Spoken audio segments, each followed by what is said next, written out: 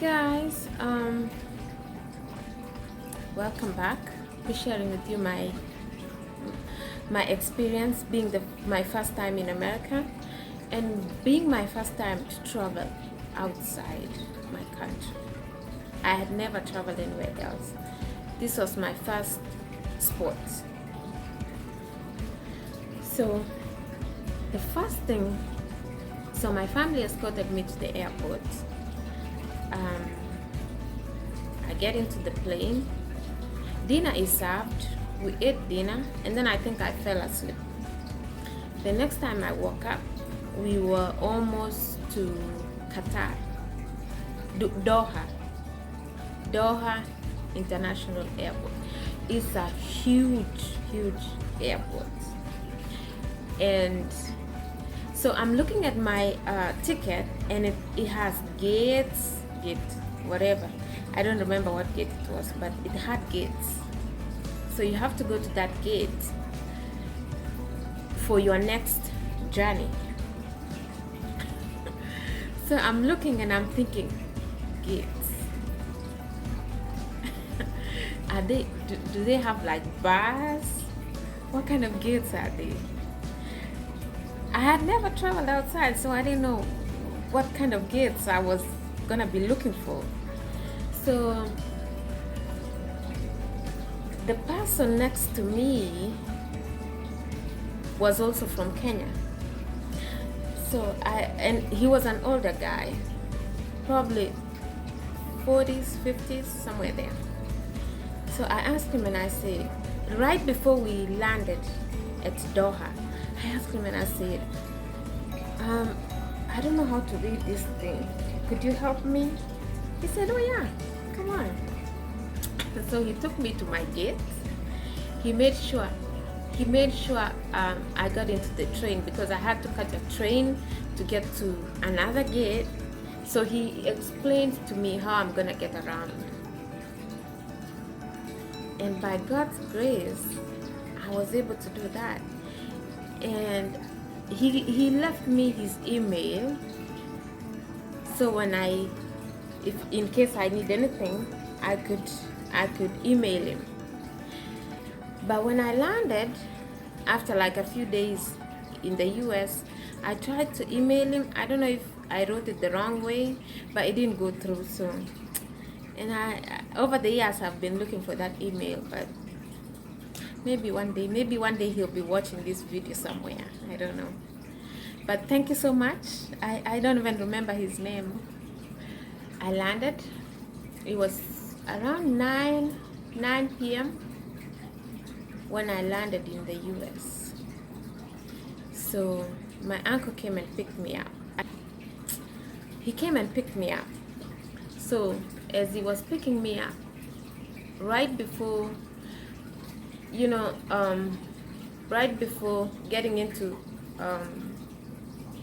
their apartment, wherever their like residential area, away from the freeway, we had a stoplight.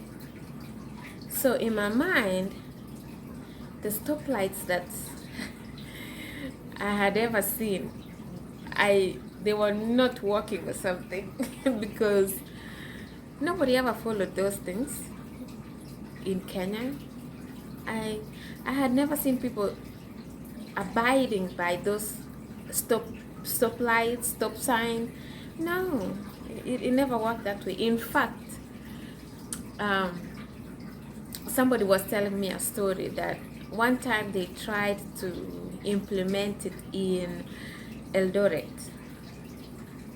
They were trying to implement that street light thing in Eldoret, and the Wazis were very early going to town, and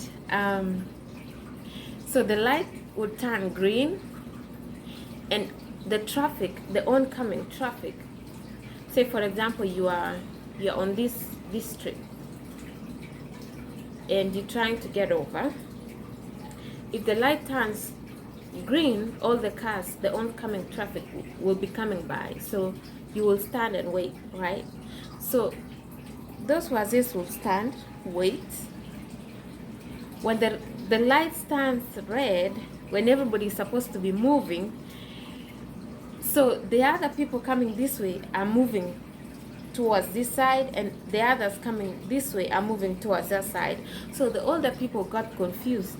They would get into the middle, and then they would see people coming back, and then they will come back. So it didn't work out. The only lights that I had seen, there was a traffic police controlling it. So the lights really didn't mean anything. Taste differently here. Even the fruits, they just taste differently. Like, I was used to the organic stuff that I go pick up from the garden and come prepare it. Kales, I go pick up from the garden and come prepare it. Here they taste differently, very different. In fact, the first time I went back home, I got sick because the milk is different. I don't know if it's the milk over there is too heavy, because you know, you milk your cow, you can boil it and you drink it. So I guess it's because it hasn't gone through all those chemical processes. It's natural, straight from the cow. So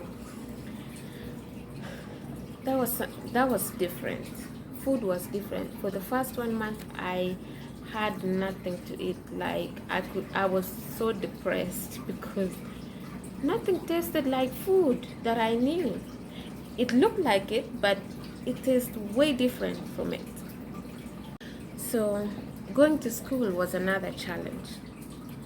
So I was used to, when you have a question, you raise your hand. So, and you would wait until the teacher pointed at you so you can answer it. I was in campus, and that was the same thing in campus in Kenya. And that was the same thing. But here, you just kind of shout your answer. Like, if you have an answer, you shout it. That was hard for me. It took me a long time to, it's still something that I don't know how to overlook. Like, I have to raise my hand so I can be given a chance to speak. It was, well, it's considered rude where I come from. It's considered being rude. So that was different. And the other thing was, like, when class is over, everybody just, like, not even when class is over, if it's time, say,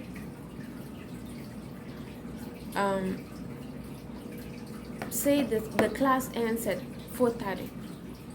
4:30 on the dot, everybody gets up and leaves. And I'm sitting there thinking,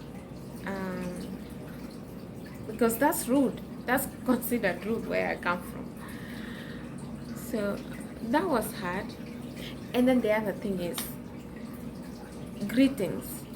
Like, I was used to, if I go anywhere, or if I meet somebody older than me, that I think is older than me, yes, regardless, older than me, I will wait for them to say hi before I do. That's where I grew up.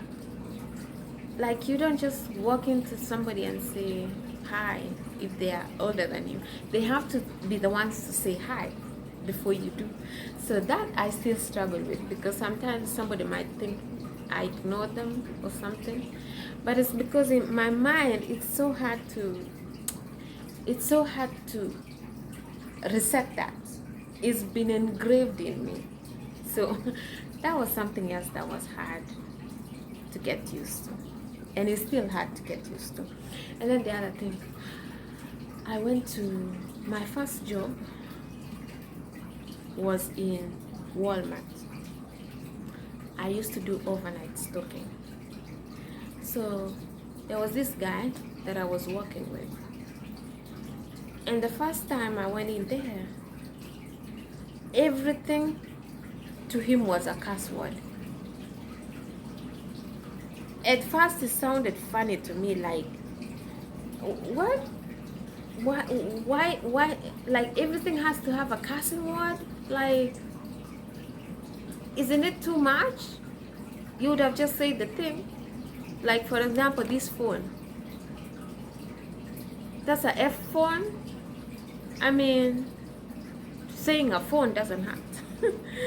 So it was funny to me at first, and I was wondering, what does that even mean? Have a different meaning?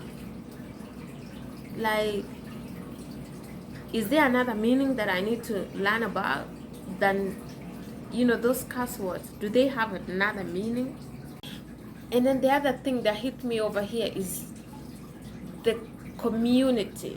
Like, I was used to, like, if you get out, you meet your neighbor, you have like your neighbor, up to the other streets across. But here, I rarely see my neighbor over here. Over here, probably like once in 3 months. So the isolation was real. And then to make it worse, I came during winter season. So guess what? The sun is there, but you don't really feel it. It's cold. It's cold. And then I was not used to, okay, Alabama is not that cold, but to me it was cold because I was not used to cold. And then, like, when winter comes, everything dries up. Everything dries up. So it took me way back to when we were in high school. I had a friend, and this friend, we came from like a greener city going to a more drier area for school. So while we were there, as first years of high school, she was crying all the time. And one time I asked her, why are you crying? Like, what's going on? And she said, this place is so different. There are no green. There's nothing green over here. Everything is so dry. And she was very depressed about it. So when I came here, the same thing hit me. Like, how much I was missing, really. They say you never miss the well until it, how do you say, you never the well until it runs dry. And then here, like, when you go buy things from the shelf, they don't have taxes on it. So that was very confusing to me. It was very confusing because you would go in there and, like, you go in there, you see an item, but you still haven't processed. There is a 10% tax. Like here in Alabama, it's a 10% tax for your groceries and stuff. And in Texas, I think they don't tax groceries. So it was different, very different.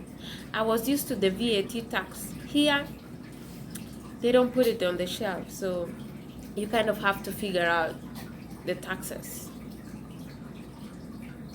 Like you have to calculate the taxes on your own. It's not in the item on the shelf. And Americans love their pets. Pets are like children here. They're like kids in a family. They are part of a family. So that to me was different because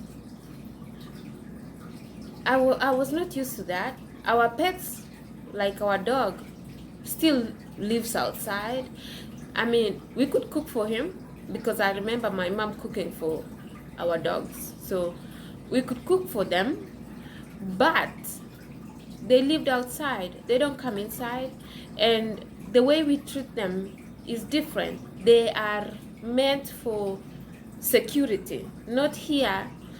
Here they are meant for companionship, Yeah, it's very. And then here they have something called daylight saving. So that was very confusing to me. Like during the fall, we fall back 1 hour. During spring, we spring forward an hour. That was very confusing to me. But I've come to appreciate it because when we spring, after spring comes summer. So during summer, if that time was not adjusted, days would be longer than it is. It's still long during summer because by 8 the sun is still out. So if that was not adjusted, by 9 the sun would still be out, and that would be insane. And then during fall, we fall back 1 hour, and it gets to winter. You okay? You okay, mommy? And by 3:30, it's dark already. So it was something to get used to. Okay, and then here classes are so fast-paced. Like if you miss on something, my goodness, you're gonna have to go research on your own. So, and being new in America, I had never had an American teach me. So it was a new experience for me. And on top of that, the English, I was used to the British English where the spellings of some things are different. So I would write an essay and I would get reds in a whole page, and I'm like, this is how I've learned it. But some instructors understood, but some of them did not. So I would have like red all over my page. So that was challenging. And then the other thing is the metric system over here. So at home we use kilometers, meters, that metric. Here they use miles. So trying to, like if you're trying to explain to somebody where you're going, how many miles, I could not fathom that in my brain. Where is miles? And then the ounces, and I was wondering where they got the OZ and the LB. But it's a different metric system, so you just have to learn it. And one other thing is I had to get used to tipping waiters. So here, waiters and waitresses. So here, in some restaurants, that's how they pay them, by tips. So imagine if you don't tip that person goes empty that day to their house, which is sad. I feel like that's not right, but I don't know. Anyway, so, and then you have to tip them regardless whether they get paid that way or not. You have to still tip them. So that was different because to me it looked like I'm bribing. That's how it happens. You tip somebody, you bribe somebody so they can do a better job for you. But here you tip them. Even after your service, you tip them. There, okay, bribing is different because you have to give the bribe before they do the service so you can get good service.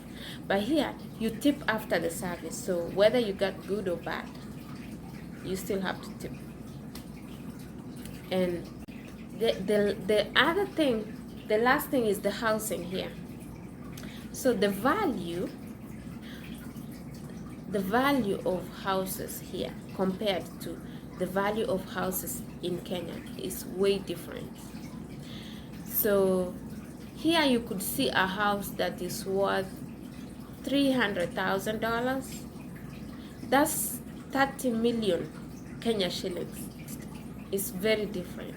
And then here